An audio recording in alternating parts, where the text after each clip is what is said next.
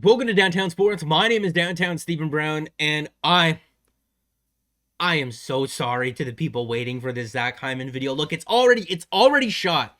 It's already shot. I will bring up the folder to prove that it is already fought. Right now, what you're looking at are all the clips for the Zach Hyman video, but I gotta talk about the Kyle Dubas press conference today because it is breaking news. And for those of you who don't know what I'm talking about, expect a video on this channel tomorrow. Already have it shot. I showed you the files. Talking about Zach Hyman's next contract with the Toronto Maple Leafs. Why I think it's already done. Handshake under the table kind of agreement. How many years, how much money it's going to be, and how the Maple Leafs can use Zach Hyman to cheat the Seattle expansion draft. And in yesterday's video, we looked at some goalie trade options the Maple Leafs might want to possibly explore right now before the trade deadline. I will leave that linked above the screen.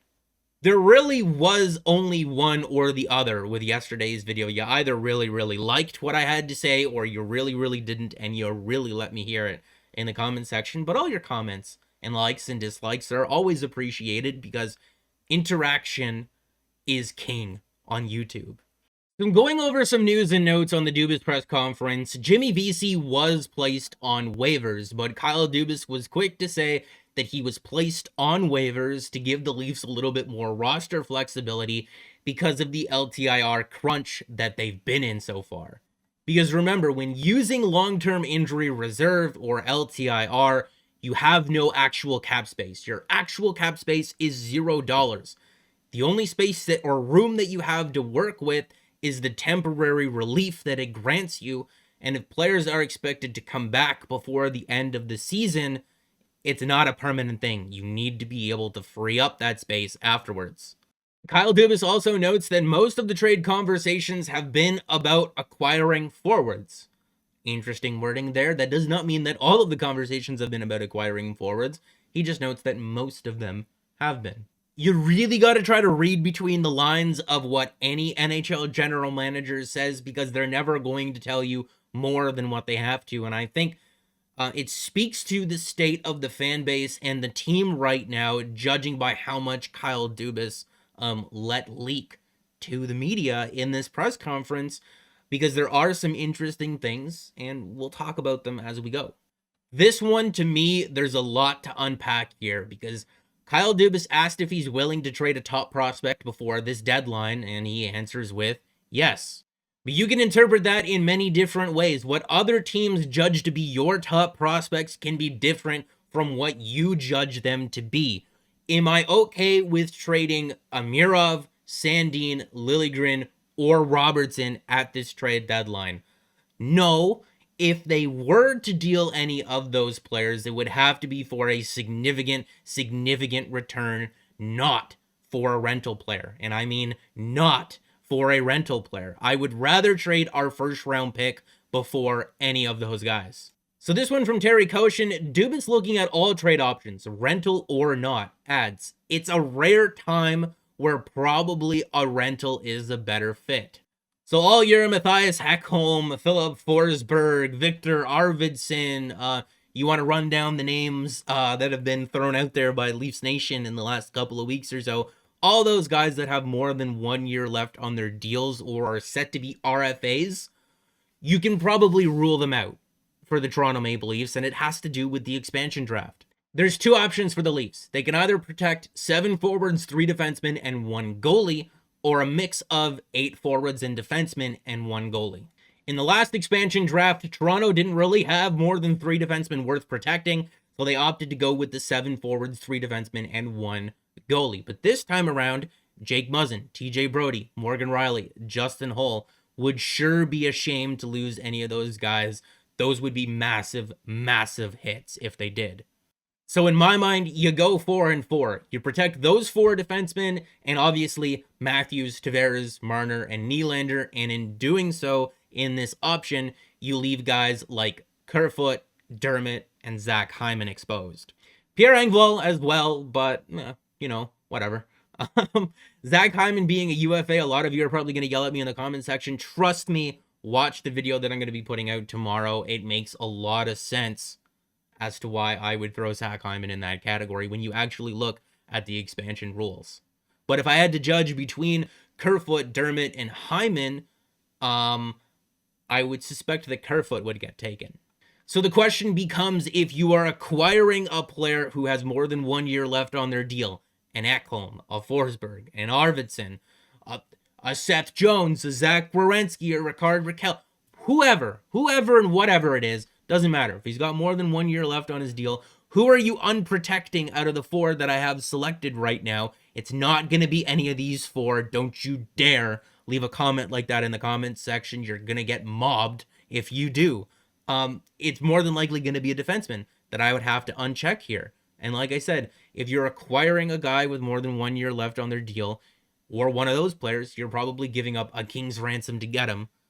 Would you then also want to lose one of these guys, more than likely Justin Hull, if you acquire one of those guys? You have to factor that in to the acquisition cost. And when you factor that in, it's just not worth it. Because now the question becomes, who does Seattle select? Justin Hull, Alex Kerfoot, Travis Dermott, or Zach Hyman? They're going to hands down take the guy who's $2 million and has shown he can play in a top four. And if you want Seattle to not take Justin Hull, okay, well, are you going to give me a second round pick for him? Are you going to give us a first round pick for him? Are you going to give us a prospect for him? You have to factor that in to the acquisition cost of any player that you would acquire who has more than 1 year left of team control. Terry also noting here that Dubas would like to add sooner rather than later in the weeks leading to April 12th's trade deadline, taking into consideration the 14-day quarantine for any incoming player. The Maple Leafs have 5 games in their next 14 days. There is not going to be any part of the schedule that is as light as that in terms of just games played, the number of games played. I would not be shocked to see Kyle Dubas push very hard for something to either happen today, tomorrow, or the next day. And now some lighter stuff from the press conference. Kyle Dubas on Alex Galchenyuk from Kristen Shilton. Here it was clear that we needed to get into a situation where we could reset Alex and start to build him back up. We wanted to stabilize him, get him working with our development staff, and then get him rolling games with the Marlies. His 1920 season with the Minnesota Wild actually pretty decent. He ended up being a positive player offensively and defensively for them. So maybe the Maple Leafs saw something in his game there that they can maybe look to resurrect, because if they can get this version of Alex Galchenyuk, which was as recent as a year ago, that'd be a hell of a pickup. Very low risk, high reward situation there. All it's really costing them to get this player up to speed is money, and they got a lot of money. Something else here. The last time I spoke about Philip Hallander, which the Maple Leafs acquired in the Kasperi Kapanen trade with the Pittsburgh Penguins in the offseason, I said that I wouldn't be surprised to see Philip Hallander in the Maple Leafs' lineup as early as next season. I said that he's my dark horse pick to make the team at a training camp next season, and he will be coming over to the Toronto Marlies when they finish their seasons in Europe, as well as Dennis Melgan.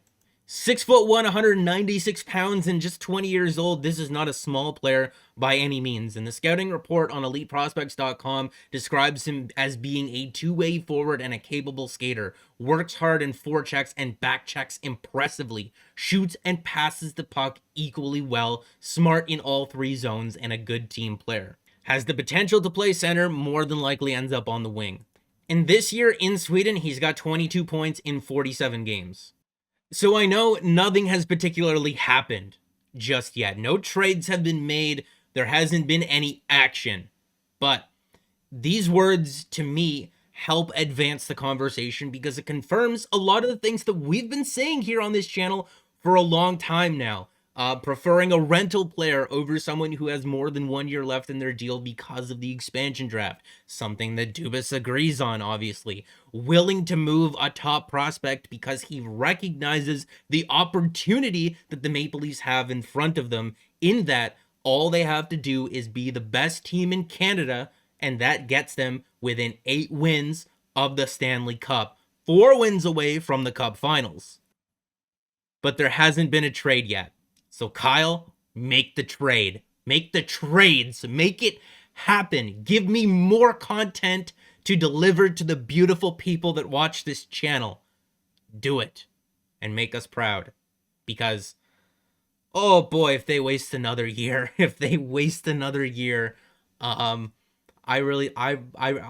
really don't know. If this trade deadline is not a good one, I'm nervous. I'm nervous because I don't trust this team right now as it is going into the playoffs. They've been good. They've shown the skill. They've shown the ability. But any team that they meet in a makeshift conference finals or the cup finals is going to be something that they have not faced yet, because there is not a team better than them in the Canadian division. If you'd like to know what I would like to happen at the trade deadline, I will leave the link to the video that I made exactly titled as that, saying what I would want to happen at the trade deadline for the Toronto Maple Leafs. But that's going to be it for this video, guys. Make sure to like the video if you did like it, and subscribe for more, because more is always on the way. And guys, remember, the long-awaited and anticipated Zach Hyman video is tomorrow. I showed you the files. All I have to do is edit it and upload it. I promise. I promise.